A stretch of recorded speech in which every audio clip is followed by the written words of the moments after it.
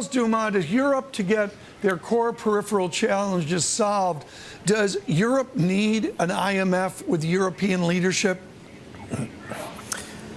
I suppose it probably does, because Dominique Strauss-Kahn was a man who could actually persuade the Germans to cough up the money. Now, I'm bound to say, if I was a German, I'd be voting against coughing up the money. So whether it's good for Europe to bail out these countries in this kind of way is another question. But if it's going to be done, he was the best man to do it, and he's obviously not going to be doing it. There has to be other names out there. Who would you suggest within European political economics comes to mind for the very political job that Mr. Strauss-Kahn had? I can't think of anyone on the top of my head, and I don't think it would be acceptable to pitchfork someone in time to do the job that's got to be done, which is pretty urgent. I mean, the Greeks are going to need more money soon, not after some due process of finding a new IMF head has been through. With all that's going on, and we come up, Charles Dumas, in August, 4 years of crisis, is the European model threatened, or do you still have an optimism that Europe can move forward as one once they get beyond Greece and Portugal? Well, I've never had that optimism, I'm afraid. As you know, Tom, I mean, I think the euro is a very foolish construction, and of course it was most foolish to accept Greece and Portugal and probably Spain and Italy into it, but they did. And now they're going to have to buy those countries, basically. Well, let's go here. Let's go to an elegant chart. And you can see here convergence and divergence. Europe convergence becomes divergence. And Charles, this is Germany and Spain real GDP back 10 years or so. And they're pretty much in lockstep. Actually, for a while, Spain does better than Germany. And boy, coming out of the crisis, the same implosion, negative 4% year over year. Spain hasn't come back. Germany has come back with a roar. Is that all currency induced? No, I don't think so. I mean, I think that what's happened is that Germany had no debt problem. So given lively world trade and systematic undervaluation of Germany, because they are the guys who gain competitiveness from their low inflation in the euro, you've had a good bounce in German GDP. You've got to remember, they're only just back to where they were at the peak before the crisis, whereas the US is significantly above it. So they've done well, but you know, it's not brilliant. And another headline here: Strauss-Kahn to be jailed without bail until next court appearance. We'll have to see exactly what that means. Here's another chart, Charles, and I really think it's the underlying story, and certainly we heard these interviews today on Bloomberg Surveillance on radio. The idea here, and I need to ask you this, it's a critical question, is this about Greece's implementation, or is it about simply their inability to get the required revenue to begin to heal? I think it's the second of those. The Greeks consistently underperform relative to their targets, and the main reason is that the targets are unachievable. The process of squeezing their budget like they did caused the economy to crater, and because the economy cratered, they don't have the tax revenue, and that means that it's a self-defeating process of adjustment here. Normally what happens when the IMF goes into a country is that they devalue and tighten their belts. Right.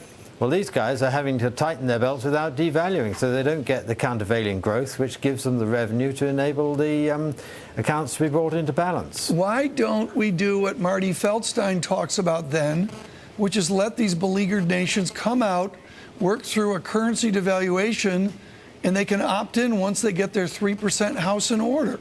That seems pretty simple. Well, yeah, it's very simple, but there are a couple of snags with it. One is that all of their banking systems are completely dependent on the ECB now for funding, and they have very large private sector debts, not so much Greece, admittedly, which is all public sector, but in Portugal, Spain and Ireland, they have very large private sector debts, which entirely depend for being solvent upon the very low interest rates being afforded them by the backdoor subsidy through the ECB. So they come out of the euro, their banking systems are going to be in crisis, their non-financial sectors, they're both on business and personal, will have a vast wave of bankruptcies, and that'll be the end of their financial system. So they won't grow so quickly as Marty Feldstein seems to think. The problem is these guys have really dug themselves in a pit, and there's no easy way out. Charles Dumas with us in London, and Stephane Deo with us from UBS. I find remarkable, Stephane, how things can turn in a weekend. What was your thought when you heard this news in terms of your profession of economics? Does it in any way derail that delicate dialogue that you know so well in Europe between Germany, between France and the other nations?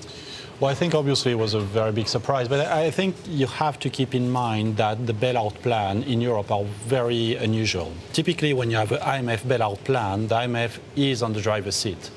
In the case of Greece and Ireland, we'll see with the package with Portugal, but it's likely to be the same, is what we call the Troika in charge. So it's IMF, European Commission, and ECB.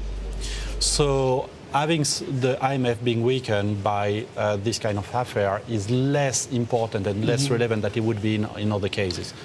But it's obviously a big surprise. And you have to keep in mind that individual governments are also very much involved in this in the situation for Greece and Ireland. Charles Dumas, we talked about this a bit earlier. Who is going to lead in the new Troika if Strauss-Kahn steps aside?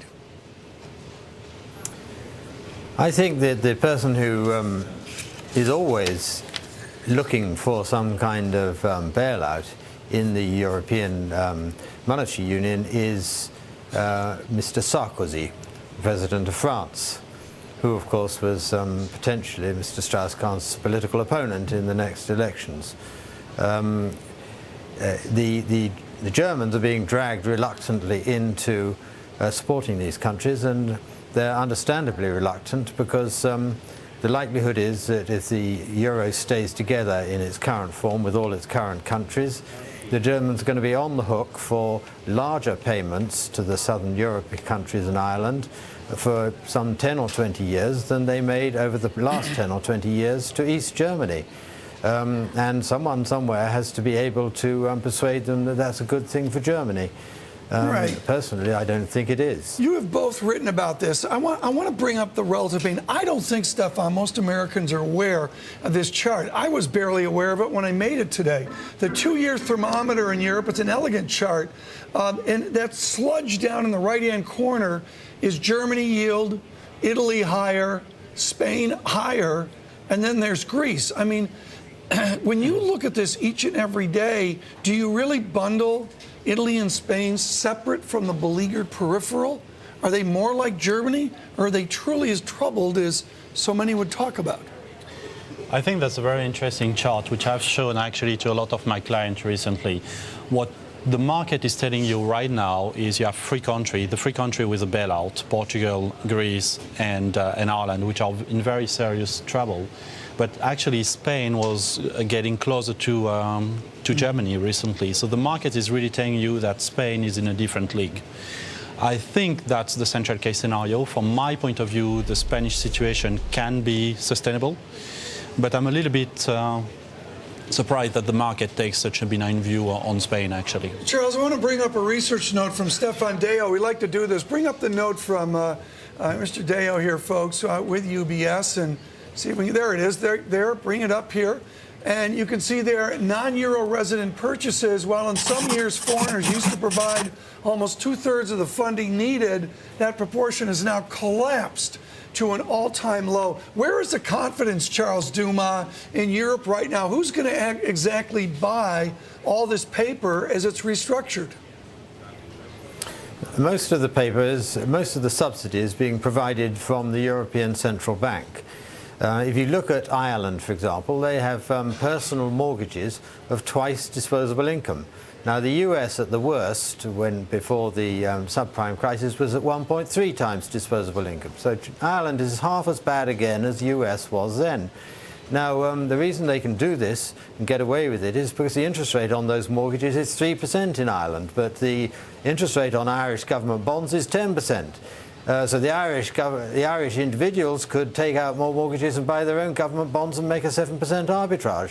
It's a completely ridiculous situation, and it only exists because all of these banks can go into the European Central Banks if they lack funding and get the money. So that's where the subsidy is coming from. And to go back to the earlier point, the reason why Italy has not diverged so heavily in bond market terms from Germany is that over the last 9 years, since the last recession in 2001, Italian growth has been precisely zero. German growth hasn't been particularly good, but it has actually been about the same as Japan. So what we have here is a slow growth core in Europe, with Italy just keeping itself in bounds by not growing at all, and that is the fate of Spain. If Spain is going to stay in and survive inside the euro, it'll be zero growth Spain. I mean, you're Maury Harris, who will be on my radio program tomorrow. Good. Chief U.S. economist. He's got this optimism about America's ability to extricate themselves out of this. What is the UBS path to get Europe out of this? Is it to clear the markets in the government debt? Is it to have the commercial banks take their fair share in the form of a haircut? Is there a model that you've come up with that gets us out of this? You know, there's a point that you should not forget, is if you take Germany, plus the small country around Germany, Netherlands, Belgium, Finland, Austria, you have almost half of the Eurozone. This country were growing at 3.5% last year. So they were doing great, really actually. Well, yeah. If you take Italy and France, they're always somewhere in the middle, and France was growing at 1% in Q1, 4% annualized. So really we have a big problem in Europe, but it's a small part of Europe. The free country with a bailout altogether account for 7% of my GDP only. So really the problem is not a problem for the Eurozone on the whole. The problem is you have the vast majority of the Eurozone which is doing well, and people are revising their forecast up towards our forecasts, I must say. And you really have a big problem concentrated on a couple of small countries. I think that's one perspective you have to keep in mind when you look at Europe. We had Charles on earlier. I'm going to let you have the last word here, Stephane, as we were interrupted with a Strauss-Kahn arraignment. What about austerity? Has it been successful so far? Yes and no. If you look at austerity, again, there's a huge difference between countries. You had a huge austerity package in the trouble country, but it's not enough. Another country, look at Germany. They had a 3.3% deficit last year. So they don't need a huge amount of fiscal austerity. Again, the austerity will be concentrated on the worst country, which are already underperforming. So you will maintain a huge divergence of performance between countries. That's the point, Huge I guess. divergence. Very good. Yeah. Thank you so much for coming by.